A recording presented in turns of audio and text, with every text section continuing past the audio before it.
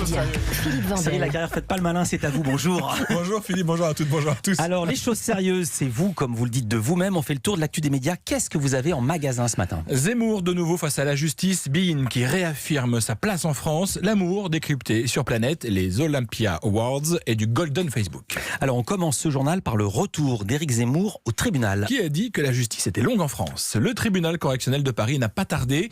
Éric Zemmour est convoqué le 22 janvier prochain pour les propos qu'il a tenus lors de la Convention des droites organisée par des proches de Marion Maréchal et intégralement diffusée en direct sur LCI. Éric Zemmour est poursuivi pour injure publique et provocation publique à la discrimination, à la haine ou à la violence. Il risque 1 an de prison et 45 000 € d'amende.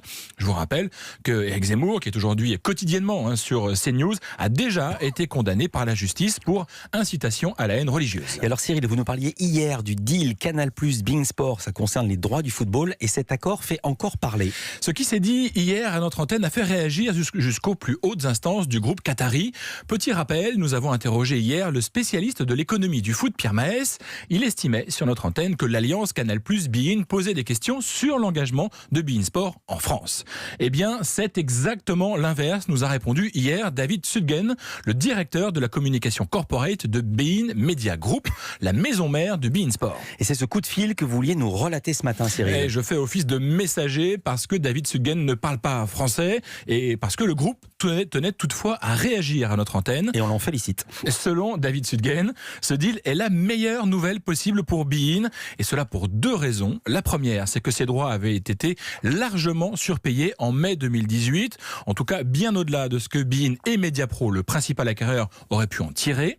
L'autre raison de se réjouir, toujours selon ce dirigeant de beIN Sport, c'est que les 330 millions que versera Canal+ à beIN Sport chaque année vont permettre à la chaîne qatari d'enchérir sur de prochains droits sportifs. Alors si on comprend bien cette réponse, pas question donc pour beIN Sport d'envisager un retrait. Au contraire, avec cette rente venue de Canal+, beIN assure avoir préservé son modèle économique tout en participant à affaiblir financièrement son nouveau partenaire. Ce deal ne doit pas être jugé à la seule lumière de l'actualité, nous a assuré David Sudgen de beIN Sport. Nous avons peut-être perdu des droits à court terme, mais cela réaffirme notre engagement à long terme.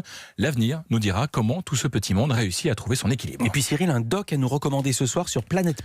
Un doc qui risque de faire du mal aux éternels romantiques dont vous faites partie, Céline et Philippe, ou en tout cas qui risque de casser le mythe de l'amour. Ce soir, la série documentaire Matière grise s'intéresse au phénomène amoureux et à ce qui se passe dans notre petit cerveau lorsqu'on s'enamoure de quelqu'un. Un mystère qui n'en est pas vraiment un, et c'est justement pour casser ces codes que les réalisateurs Michael Lefrançois, Camille Robert et Thibaut Sèvres ont voulu faire ce film. On en écoute un extrait.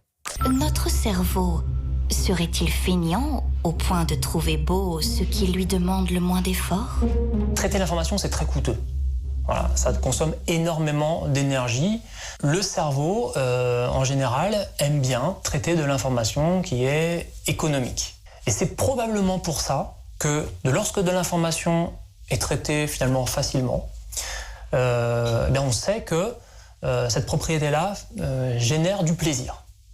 Un traitement facile de l'information est générateur de plaisir. Mais est-ce que parler d'amour, ça fait vendre? En gros, est-ce que c'est facile de trouver une chaîne pour un tel film? La réponse de Christophe Brûlé, le rédacteur en chef à l'origine de cette série. Il est interrogé par Alexandre Omar. Non, il y a une énorme curiosité pour l'amour. En fait, on a toujours peur, quand on s'intéresse à ce sujet d'un point de vue scientifique, de casser le mythe, en fait. Ça serait un petit peu dommage de vouloir toujours tout expliquer. C'est ce qu'on redoute, en fait. Il n'y a plus de magie si on explique tout. Maintenant, c'est pas vrai, parce qu'en réalité, même en expliquant tout par la science, donc, il y a toujours une curiosité pour ce sujet. Donc, les diffuseurs aiment bien parler d'amour, enfin, en tout cas, que les documentaires parlent d'amour. Surtout si, et c'est le cas dans notre film, on donne des clés de compréhension qui permettent aussi de vivre de manière plus sereine une histoire d'amour.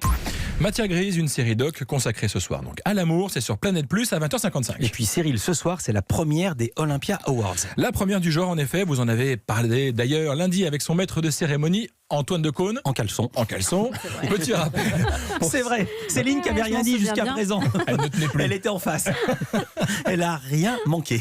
N'avait rien manqué. Non, rien du tout. Non, Très j'ai bien. pris des photos. Alors, un petit rappel pour celles et ceux qui n'ont pas encore entendu parler de ces Olympia Awards. C8 diffuse ce soir la première cérémonie qui va récompenser l'artiste musical de l'année, la révélation musicale, le spectacle d'humour, l'humoriste, la révélation humour et le concert de l'année.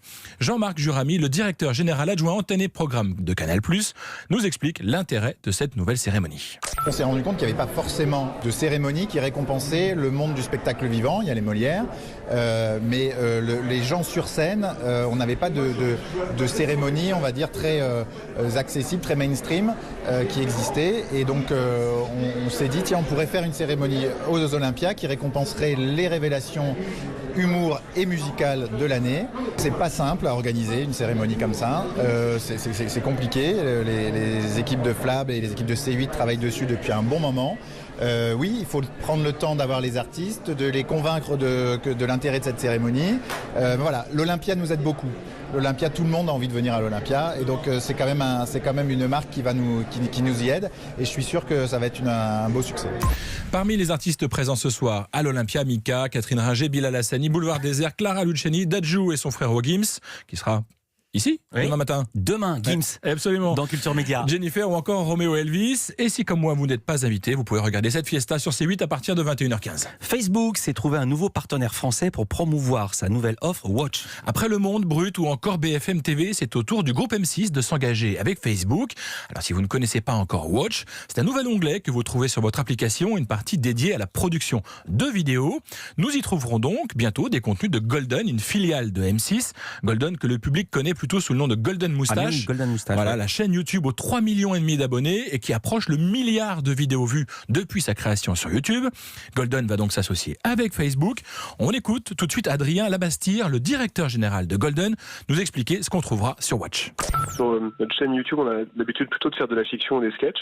Et là, on va vers des divertissements, c'est-à-dire des talk-shows, des jeux, des expériences, telles qu'on a assez peu l'habitude d'en voir sur le web.